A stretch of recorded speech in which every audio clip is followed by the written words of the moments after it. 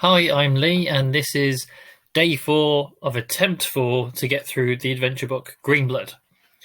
Previously, we had arrived in the village of Berg and got to the inn, and we'd told the locals why we want to be there, and we were honest with them. We told them we were trying to look for the Tree of Knowledge in the Forest of Arden, and truth went well, folks. We had 3 choices. We could take a room at the inn for the night, and that would just end any conversations we want to have with people. We could speak with the hunter and the guide, or we could speak with the woman in grey. And overwhelmingly, it was to speak with the lady in grey. So, off to 181. The woman looks wise. My name is Eleanor. I am a priestess of the All-Mother, from whom springs all life eternally. Her weather-beaten face comes to life as she speaks, and you sense her love of life. She tells you Valerian, the man in the black robe, is a moon druid who vies with her for control of the forest and the beasts dwelling there. But they sense his evil and flock to me. His envy of me consumes his heart and turns it as black as his cloak. Valerian has thrown his lot in with the Westermen, the hewers and burners. They have come to destroy the great forest. She seems grave. Will you say that it would be a terrible thing to destroy the great forest and turn to 14? Or will you ask her why it is such a bad thing to destroy the forest and turn to 2? Now, we have done this before, and previously we asked her why it would be bad, and we had a conversation. So I'm going to default and just say that we will go, yes, it is bad to destroy the forest and turn to 14 and see what happens. So try and take paths unwandered so far. And it's quite a lengthy bit. It's a whole page. So, yes, it would be. Yes, it would. More terrible than you could know. The stench and dross of the cities is purged and cleansed by the forest. The trees absorb the foul air of man's pollution, his burning and smelting, and give it back to the world again clean, fresh, and ready to breathe. The forest is the lifeblood of the world. Without it, the world would choke, gag, and die. The sin of man, his waste, his poisons, are made good again by the life force of nature. You feel something of this, don't you? The woman looks at you approvingly. Sensing that you can trust her, you ask her about the Tree of Knowledge. If you come to my bower in the forest, I can take you to the great tree, but I must warn you that if you harm so much as a leaf on your way there, you will never leave the forest. When you enter the forest, follow the Berg stream to the Great Syrian River, and then walk down the eastern bank, which we have learnt by trial and error. My followers will bring me word of your progress. She takes her staff and taps it once on the table. Her gnarled old staff turns into a little flute, which she hands you with these words. Blow this at need in the forest, and my friends will help you. You murmur your thanks and fall to wondering how she can make the animals of the forest do her bidding. As the fire burns down, the woman goes to sleep in her chair. Not wishing to disturb her, you take a room at the inn for the night. Note the maple flute on your adventure sheet and turn to 333. So this is the first time we've actually added something to our sheets. Normally it's spend some gold, or later on we might lose some life or so forth. So I've actually gained something. And for those who have been watching these videos, thank you. The maple flute is how we survived if we were going to mark the trees. Granted, even though it can help us, I would take her words and just rather not hurt the forest. If we're trying to be a friend of it, let's not stab it. So we turn to 333, which feels quite some way.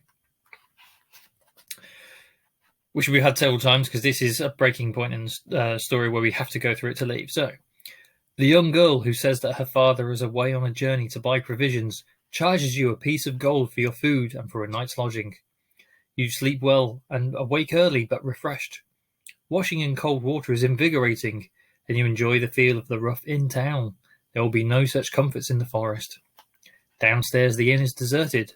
The woman in grey, the only other guest, has left already. The young girl is mopping the floor, and she looks troubled. Asking what ailed her brings the reply, My father did not return last night. I tried not to worry, but I knew in my heart he wouldn't come. He went into the forest to buy provisions before the Westermen blocked the spice road. I know he has gone the way of the others. And that strange woman in grey never so much as touched her bed last night, though she didn't leave her room till after dawn. I begged father to take Renard to guide him, but he wouldn't spend the money. Now I'll never see him again." With this, she breaks into tears.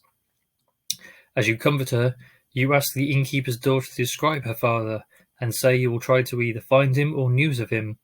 As you turn to leave, she says, "Fare you well, traveller, you are my only hope." And we turn to 210. I feel this is going to be quite a long episode. We've got a lot of options to get through. After leaving Berg by the waterside gate, you walk north along a path next to the bank of the Berg stream. The river valley has quite steep sides, and you can see little of the land that surrounds you. Ahead you see the vast leafy canopy that stretches to the far horizon, like a green sea fading to blue in the distance.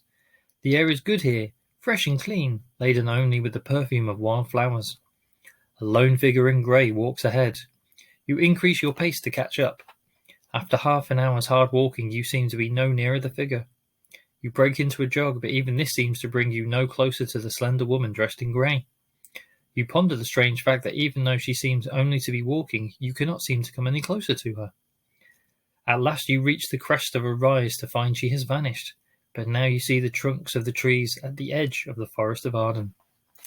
As you enter the forest, you are surprised by how much colour there is. Blossoming trees, fungus mounds in bright hues, flowering creepers, and giant butterflies are lit up by the dappled sunshine that trickles through the gaps in the leafy canopy. It is noisy too. The forest is alive with insects, birds, and small mammals. The path stays close to the river, almost doubling back on itself, where the Berg stream bends tortuously until at last you hear the roar of the great Syrian river as it washes through the forest ahead. Pressing on, you come to a ford over the Berg stream. If you wish to cross the ford and follow the bank of the Syrian river to the west, turn to 77. If you prefer to remain on this side of the Berg stream and turn east when you meet the Syrian, turn to 96. So, I won't put this to a vote for two reasons.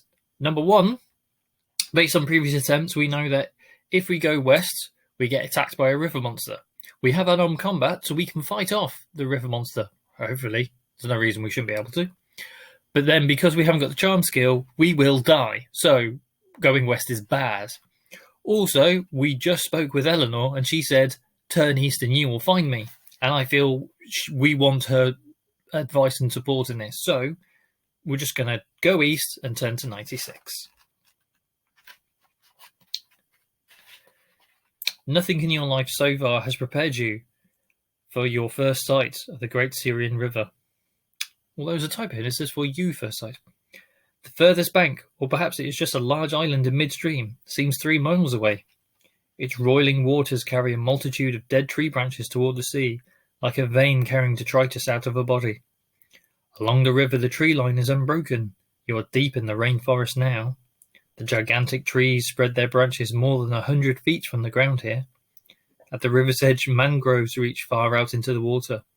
Bloated river buffalo shelter beneath their arching roots. It is hard going here. At every other step you are sinking into oozing mud. Twice you nearly lose your life in oozing mud. Once when a vine you were clinging to snaps, and again when a huge river buffalo erupts out of the water between mangroves and rushes you. It storms through the water margin and crashes into the trees in hot pursuit.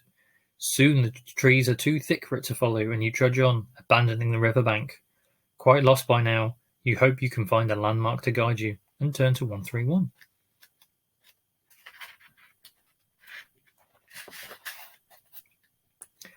The path twists and turns, winding through dense undergrowth overhung by barrel-like guelph trees that are festooned with lianas.